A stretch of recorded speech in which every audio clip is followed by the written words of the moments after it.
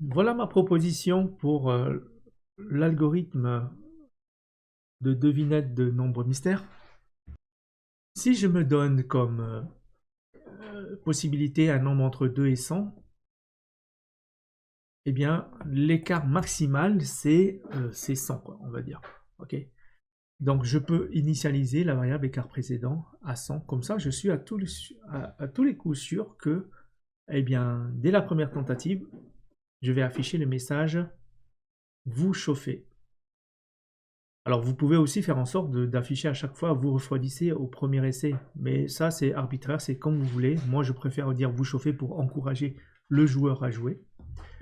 J'ai le nombre ici proposé qui est là, j'en ai pas besoin. Alors j'ai initialisé ici le nombre à deviner à 40. Je dois le faire parce que dans ma condition while ici, j'ai besoin de cette variable, ok, pour démarrer le nombre mystère. Parce que sinon, regardez ce qui se passe. Vous voyez, j'ai une erreur. NB is not defined. Donc, je rentre dans ma boucle. Alors, bien sûr, NB doit être différent du nombre mystère pour que l'on puisse rentrer dans la boucle. Donc, je fais la demande. Donc, ce bloc de code, c'est celui qui va être exécuté, itéré à chaque fois. Donc, ça commence par la demande du nombre. Ensuite, je calcule l'écart courant. Une distance, c'est une valeur absolue. Hein, c'est toujours positif. Donc, j'utilise valeur absolue. Si le nombre est égal au nombre mystère, j'imprime trouver. Sinon, je fais une comparaison. Est-ce que l'écart courant est plus grand que l'écart précédent? Dans ce cas-là, vous refroidissez. Et là, le petit truc important, écart précédent égale écart courant. Ok. Donc, dans le cas contraire, si l'écart courant est plus petit que l'écart précédent, eh bien, je suis dans vous chauffer. Et quand même, je réinitialise l'écart précédent avec l'écart courant. J'écrase la variable écart précédent. On va faire tourner ce script. Je vais rentrer, par exemple, 40. Je chauffe, ouais, c'est le premier message. Je vais mettre 41, parce que 41, je vais m'éloigner de 37. Je refroidis. Je remets 40, je chauffe. Okay, quand je mets 35, je vais refroidir, puisque... Alors, je vais mettre 20, je vais refroidir, puisque en termes de distance, c'est plus grand. Ok. Et je vais mettre 37. J'ai trouvé.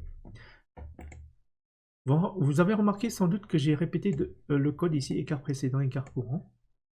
Alors, on va faire une petite optimisation, on va le faire qu'une seule fois. À quel moment on doit faire cet écrasement de la variable écart précédent? Ben, c'est vers la fin, en fait. Mais si je le mets décalé comme ça, cette expression va appartenir au else. Or, si je le mets dans le else, il ne sera pas appliqué à tous les coups. Seulement si je rentre dans le else. Donc je veux qu'il soit exécuté à tous les coups. Ben, et je vais le décaler. Comme ça, il sera au même niveau que le if. Il sera exécuté à tous les coups. Donc, je vérifie. Donc, je mets 50. Vous chauffez. 45. Je chauffe. 46. Je refroidis. Ok. 36. Je dois chauffer. Je suis plus près. Ok. Et 37. C'est bon. Donc, je suis content. J'ai une ligne de moins pour un code qui fait la même chose. On peut faire une variante de ce code en enlevant le nombre ici que j'ai pas besoin. Ok. Donc ici, je vais plus pouvoir faire nombre différent de nombres mystères. Ok. Je vais faire une boucle infinie. Voilà, comme ça, ça va marcher. Et là, ma variable NB sera une variable locale. Mais alors, comment je vais sortir de cette boucle quand je l'aurai trouvée? Eh bien, on peut sortir d'une boucle while avec l'instruction break.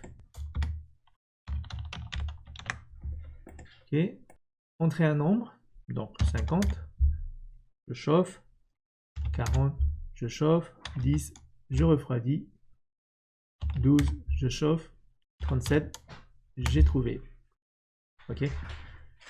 Eh bien, on a toujours le même nombre de lignes, hein. J'ai bien éliminé la déclaration de la variable, mais j'ai dû rajouter un break. Remarquez qu'ici, le code est assez sommaire, puisque je n'ai pas géré le nombre de tentatives. Ça, on peut le faire, donc ça va rajouter une ou deux lignes de plus. Si vous le voulez, vous pouvez le mettre, mais je vais m'arrêter là pour cet exercice.